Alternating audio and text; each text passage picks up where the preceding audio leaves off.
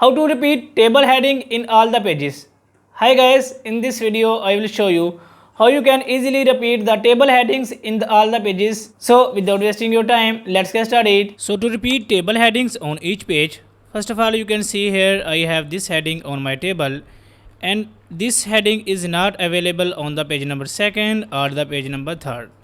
Now if I want to repeat the same heading on the page number 2, page number 3 and all the pages, I will just click on this table heading and right click on my mouse and click on table properties, and here you have to select row and click on repeat as header row the top of each page and click on OK.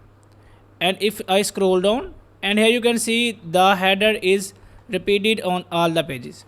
So guys, in this way you can repeat your column header or table header in all the pages in Microsoft Word. If this video is helpful for you, please like the video and subscribe to our channel. Thanks for watching.